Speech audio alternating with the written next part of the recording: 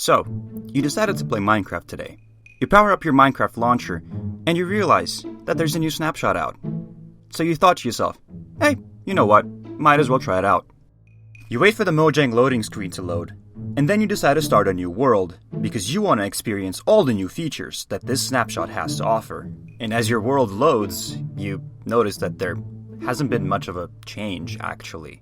So then you go on about the usual stuff that there is to do in Minecraft. You mine, you build, you mine some more, until you reach the point where you actually need some more resources, and those resources can only be found in the Nether.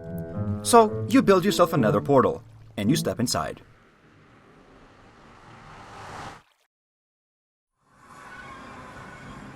And once your Nether loads, the only thought that keeps running in the back of your head is, what the fuck?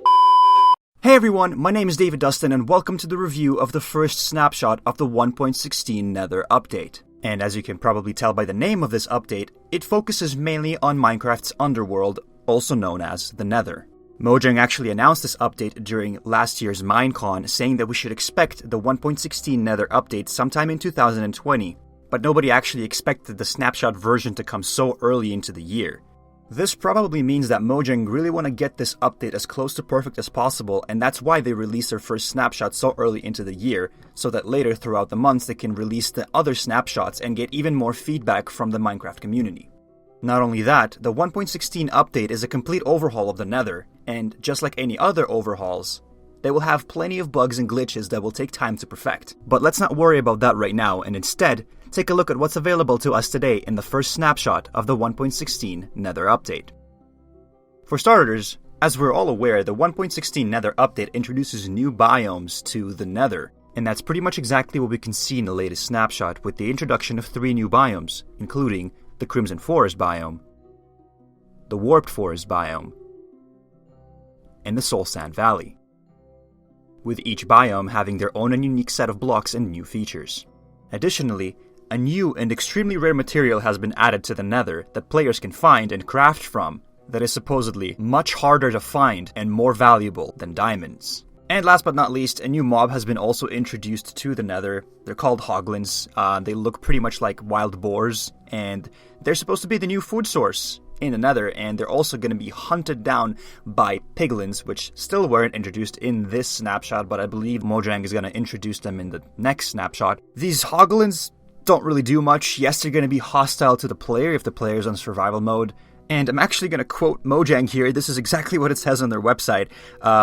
Added Hoglins, they don't do much yet, but they have cute flappy ears, and that's basically what happens when you hit them. So when you hit the Hoglin, his ears are going to flap around, and they don't really drop any meat yet. They drop rotten flesh, but I believe that's going to be introduced in the later snapshots, because as Mojang said it themselves, Hoglins are actually going to be hunted down by piglins as a food source.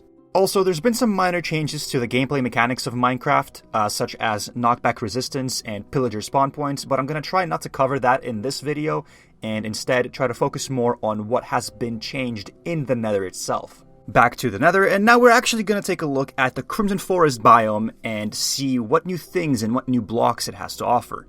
Obviously, you're also going to find a bunch of Hoglins wandering around in these forests because this is actually where they're going to be spawning, at least for now. This is what Mojang says they're going to be spawning in these Crimson Forests. Maybe later on they're going to spawn in the other biomes as well, but for now, this is the only place where you will be able to find Hoglins. And just from looking at these Crimson Forests, they're not that big of a drastic visual change to the landscape of the Nether, since they have pretty much the same color combinations that you will find in the Nether. It's big bursts of red and burgundy, and the occasional touch of bright orange or bright yellow coming from the new added light sources that you can find in the various trees throughout the Crimson Forest. And when I say trees, I actually mean mushrooms, because these are not really trees, but instead huge crimson fungi. Those are massive mushrooms that are covering the entire Crimson Forest. Because if you take a look around, you'll be able to find these little red and yellow mushrooms called crimson fungi that if you try to grow by using bone meal, they will become one of these big red trees that cover the entire Crimson Forest. If you decide to break one of the blocks on these trees, you will get something called the Crimson Stem, and that is basically the equivalent of oak wood or birch wood, because if you go on the crafting table, you can pretty much create and craft the same exact things you would with regular oak wood. You can create stripped crimson stems by stripping it with an axe. You can turn the crimson stem into crimson planks. And from that point on, you can create doors, trapdoors, pressure plates, slabs, stairs, gates, fences, just like you would with any regular type of wood. On these trees, you will find netherwart blocks. They basically serve as leaves for these trees. You may also find them scattered around on the ground. And as I mentioned before, on these trees, you will also find something called a shroom light. The new light sources that you can find on top of trees. Not just these trees, but pretty much any tree in the Nether. You can also find a bunch of vines growing throughout the entire Crimson Forest. Those vines are pretty easy to obtain. You don't need a special tool to get them. You can just break the vine and it's going to go into your inventory. They're called weeping vines. They don't do any damage to the player if the player walks through them, but unfortunately you can't climb on top of them like you would with regular vines in the overworld. The reason why I mentioned that the player could take damage by walking through the vines is because the vines look like they have a lot of spikes growing out of them. Maybe it's going to be implemented in a later snapshot, but so far there is no damage being taken by the player if the player walks through them. While we're on the topic of vegetation, you can also find a bunch of crimson roots scattered throughout the Crimson Forest. They are basically like grass in the overworld. And all this vegetation can only grow on a new surface block called the Crimson Nylium. If you try to place a crimson roots or the crimson fungi on top of regular netherrack, it's just not gonna let you place it. You have to place it on top of crimson nylium. Another little touch that you can find in the Crimson Forest are these crimson spores that fly all throughout the air. They're just little particles that add to the ambience and the atmosphere of the Crimson Forest. Oh, and I also forgot to mention that the Crimson Forest is also going to be the place where you're going to find most of the pigment. But in contrast to that, the Warped Forest biome is actually supposed to be the least hostile place in the Nether. But if you don't have a pumpkin head in your inventory, I would definitely not recommend going to the Warped Forest because it looks like there's more Endermen in the Warped Forest than there are in the end. Other than that, there are no other mobs spawning in the Warped Forest. The Warped Forest is literally a copy of the Crimson Forest, but in blue. The different blocks and items in the Warped Forest are also literally the same ones that you can find in the Crimson Forest, but in blue. And instead of being called crimson fungi, for example, or crimson stems, they're called warped stems and warped fungi. Crimson roots are called warped roots, and crimson nylium is called warped nylium. In the Warped Forest, you can also find these little particles flying around, but instead of being red, they are like dark blue or almost even black. I couldn't really find the name of these particles, but I'm pretty sure since in the Crimson Forest they were called crimson spores, in the Warped Forest they're also going to be called warped spores. The only real differences between the Crimson Forest and the Warped Forest are that, first of all, the background fog has that nice looking enchanted purple color to it. And that weeping vines are exclusive to the Crimson Forest. You won't be able to find any weeping vines in the Warped Forest, but instead, you'll be able to find these little things called nether sprouts. And last but not least, the netherwort block that's growing like leaves on the trees in the Crimson Forest is an old block. It already existed before the 1.16 update. In the Warped Forest, however, there's a new block called the Warped Wart blocks that grow on top of the warped trees, or warped fungi. Another cool feature that was added in this update is that if you have a nylium block next to a netherrack block and you want to spread that nylium onto the netherrack, you can. You just need to use bone meal. So if you put bone meal on the netherrack block that's next to the nylium, it's actually going to spread the nylium. The third added biome in a Nether update, which is probably my favorite biome in the Nether, maybe in all of Minecraft, is the Soul Sand Valley.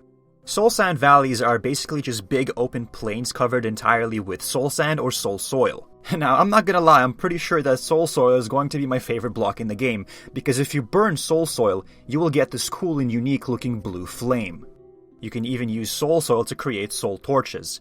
They're pretty much the same as regular torches, but instead of having the boring yellow flame, you have the cool and unique looking blue flame, which can later be turned into blue lanterns. You can also find a bunch of fossil remains throughout the entire Soul Sand Valley, and this biome is mostly going to be dominated by skeletons, which makes the Soul Sand Valley a pretty convenient place to visit if you want to stack up on some bone meal in the Nether. You can also find these pillars in the Soul Sand Valley. I'm pretty sure they're supposed to represent stalactites and stalagmites, and they're made out of this new material called basalt that you can pretty much place facing into any direction, both vertically and horizontally.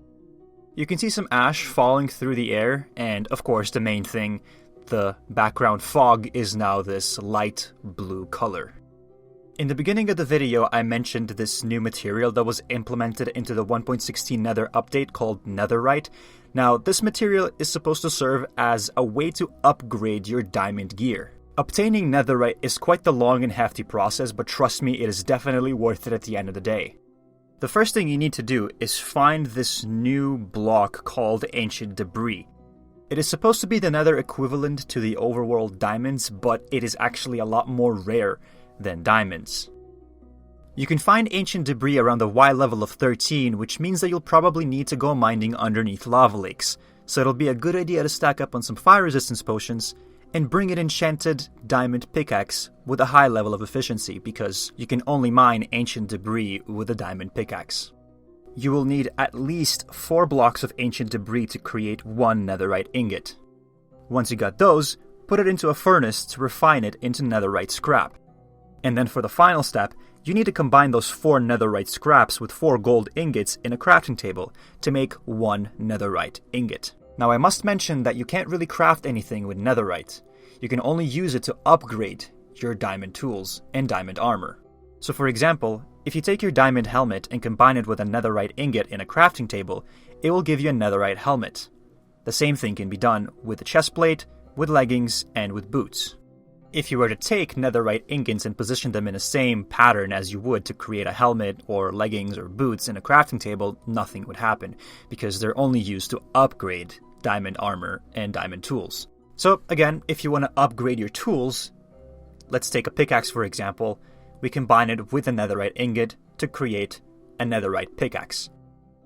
Netherite items are actually more durable than diamond items. As you can see here, this diamond pickaxe has a maximum durability stat of 1561, meanwhile, the Netherite pickaxe has a maximum durability stat of 2031. Netherite weapons also deal more damage than regular diamond weapons. For example, this diamond sword deals 7 attack damage, while the Netherite sword deals 8 attack damage.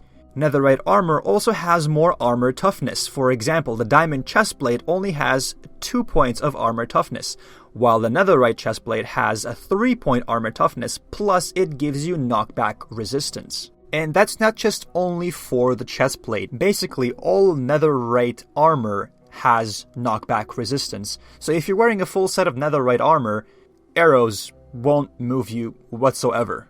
Netherite items also have a higher enchantment value than diamond items, but they're not as high as gold items. To kind of demonstrate that, it doesn't really always work, but to demonstrate that, we'll try to take a diamond chestplate, a golden chestplate, and a Netherite chestplate, and enchant them with the same 30 level enchantment, the last enchantment, the highest enchantment. If we take a diamond chestplate for 30 levels, we get Fire Protection 3 and Unbreaking 3. A golden chestplate for 30 levels, we get Unbreaking 3 and Protection 4. As you can see, it is a bit better than the diamond chestplate. Not a bit better, a lot better than the diamond chestplate. But if we take the Netherite chestplate for 30 levels, we get this many enchantments. Protection 4, Unbreaking 3, and Thorns 2. It is definitely better than the diamond chestplate. It's even better than the golden chestplate. That's how good Netherite items are with enchantments. Finally, and probably the most important feature of Netherite items is that they don't burn in lava. So, in case you fall in lava and die, you can always come back to the same location with fire resistance potions to collect your items because they're not going to burn. And in my opinion, this exact feature makes Netherite items the most valuable in the entire game. And you know what? It makes sense because Netherite items are actually very, very difficult to come by, and it would be extremely infuriating if you get to lose all these hard-earned items just because you took one wrong step and fell into lava. There's also been some little updates to sounds in the Nether, such as ghast sounds, are now going to be heard at a shorter distance, so you won't be hearing ghasts from very far. You'll only be able to hear them when they're much closer to you. And also, there was some updated block sounds for bone blocks, netherrack, soul sand, nether wart, nether brick, and quartz ore.